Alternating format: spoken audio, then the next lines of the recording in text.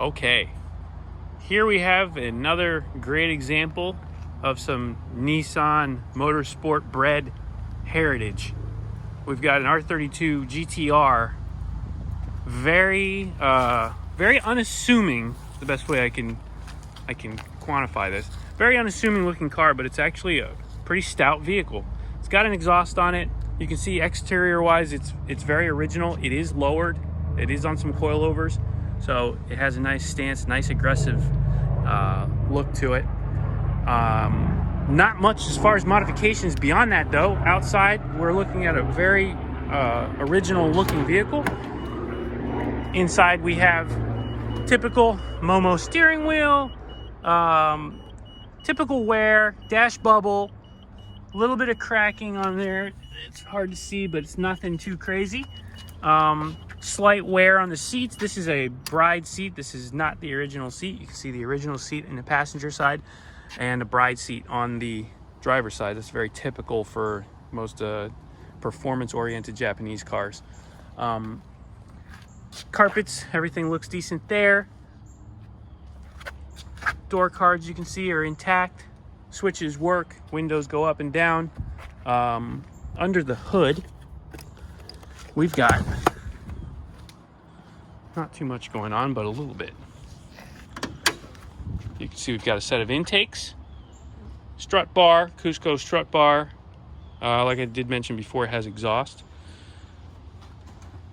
Just the basic stuff, nothing too crazy going on here. Stock injectors, stock turbos, intercooler, that sort of stuff. One thing this car is lacking is it does not have the AC anymore.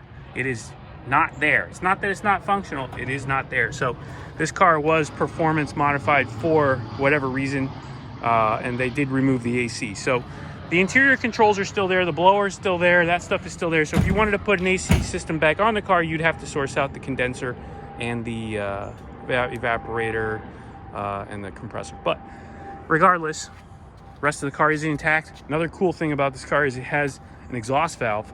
We'll start it up. You can hear the difference. Twin disc clutch, as you may have just heard. That's another bonus. So you won't have to upgrade that. That's a huge plus. It's got the Kakimoto exhaust in the back. Go ahead and rev it a couple times and then open the valve for me, Shah. Okay, so that's the valve closed. Valve open. So huge difference, really cool. You can drive this car around and be silent and then make it loud when you want to. So let's go ahead and take it for a quick little spin. Okay, bride seat, it's pretty comfortable. This is not a fixed bucket. This has a reclining back, so you can adjust it to however your taste is. Clutch is a twin disc, so you got to be real careful with start and stop. If you're used to that, it's not a problem. But if you're not used to it, it can be pretty tricky. Now, as you can hear, it's nice and quiet right now, but you can't use this car to its full potential without opening this valve. So we're going to open the valve right here. We're going to open the valve right here. Can you see it? Yep. And now you can hear audible change in the exhaust. It got a little louder. That lets us know that we are ready for a little bit of a pull. So we're going to accelerate up a little bit here. Not too bad. Suspension is nice and tight, very flat, feels good. Brakes are good, no oscillation in the rotors.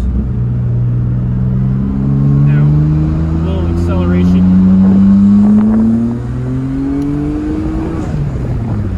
Transmission shifts through the gears, no problem. There's fit. Like I said, brakes are good.